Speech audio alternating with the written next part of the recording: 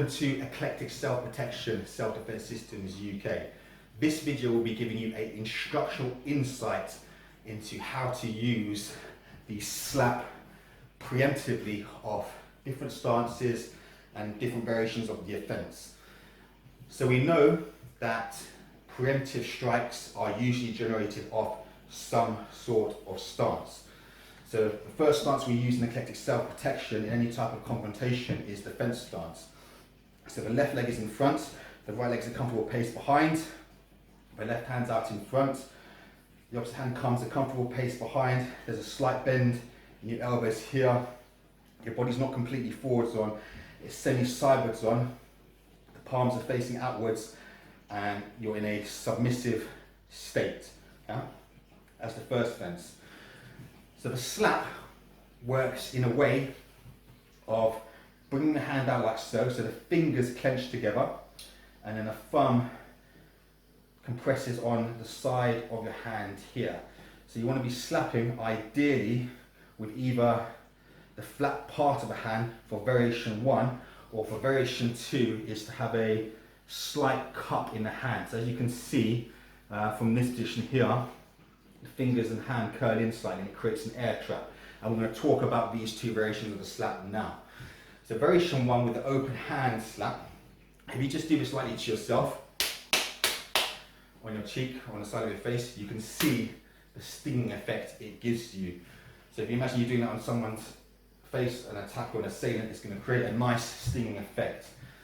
Variation 2 is to slap with a cupped hand here.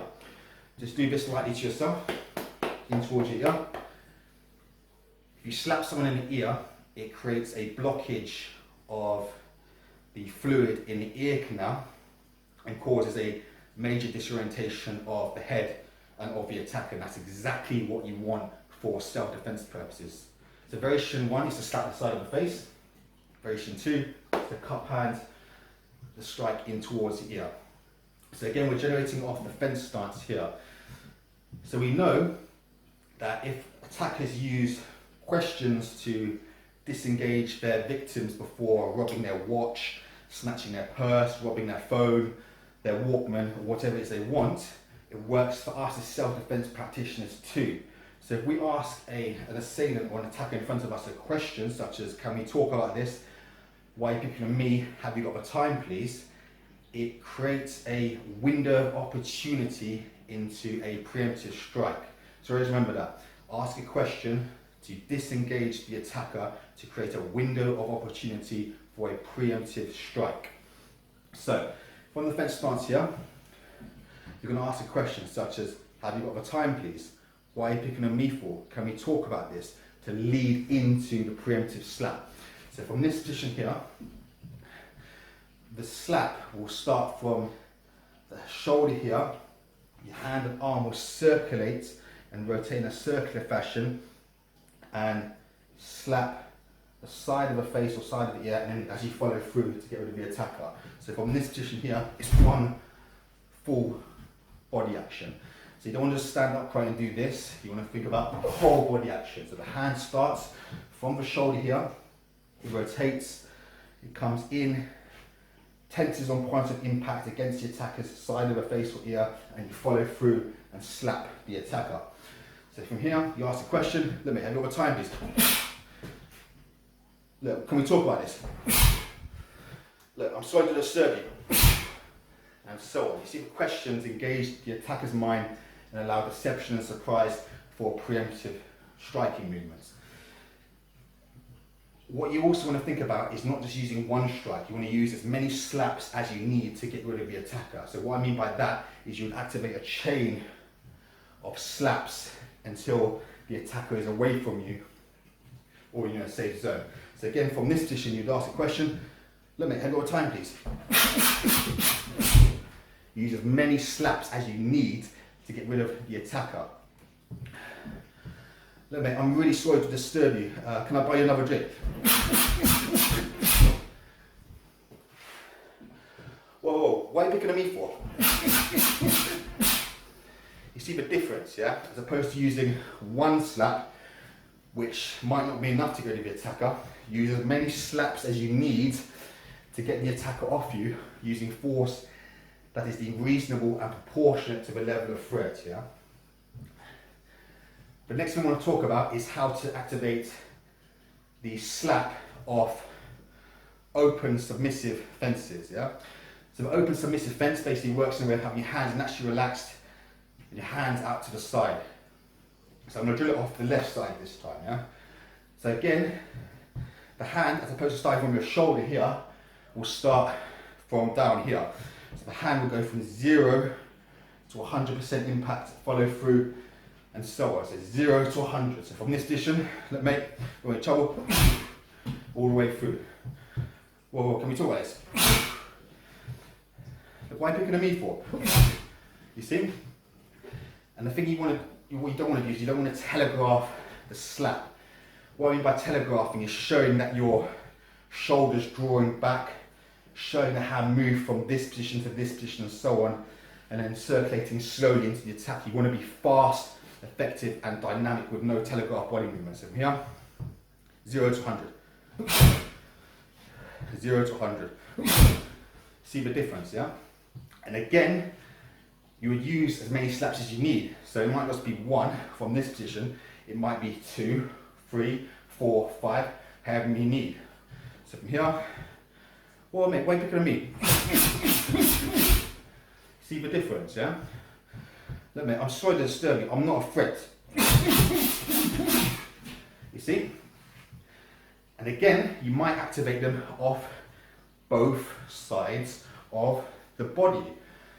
So again, you might be even this fence position, or you might be in an open fence position. So if we look at the open fence position here, it'll be 1, 2, 3, 4, whatever you need.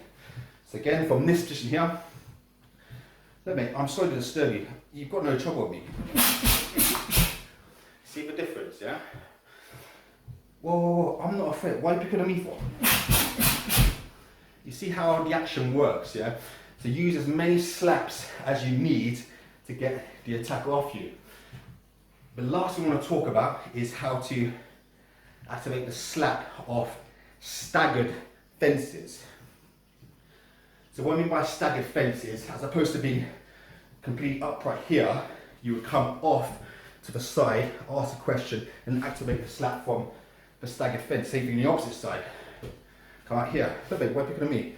And slap from this position, and so on, yeah? So we're just going to drill some now. So from here, let me, what was I didn't hear that. Sorry mate, I didn't hear that.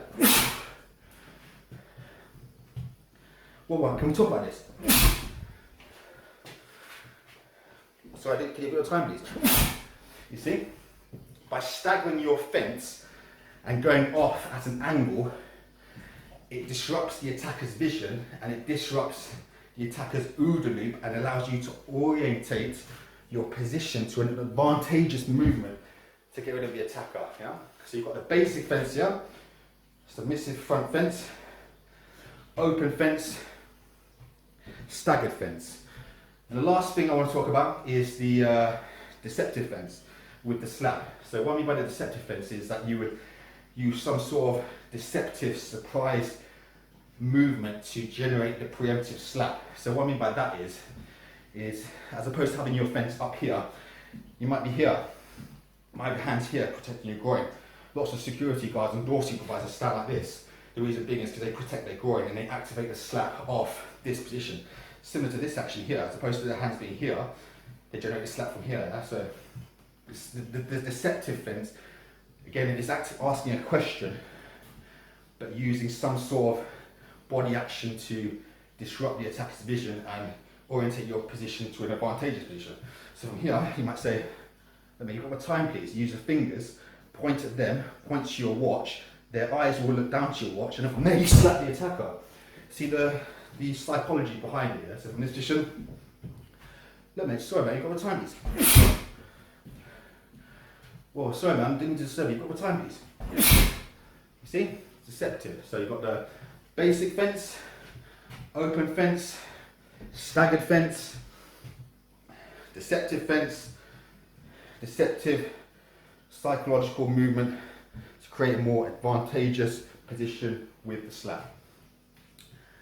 So in conclusion, the slap is a very effective tool for striking an attacker as opposed to using other tools such as a punch. If you punch someone, you can damage your knuckles will get stuck in teeth and so on. A slap is an open hand strike, can't cause much damage to your palms of your hands, yeah?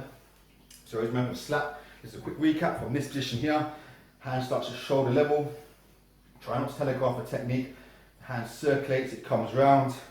Use rotational power, full body action, tense on point of impact, slap, follow through, and then evade to safety, and use force that is deemed reasonable and proportionate to the level of threat. So thank you for watching this video. I hope you can take away something useful from it, and I've increased your self-awareness and self-protection and physical tool set regarding to using slaps of different fences for both practical martial arts and self-defense training. So you can like this video, you can comment on this video, you can share this video, you can subscribe to my YouTube channel, and do all those kinds of things. And thanks for watching, and we will see you on the next preemptive episode. Thanks for watching.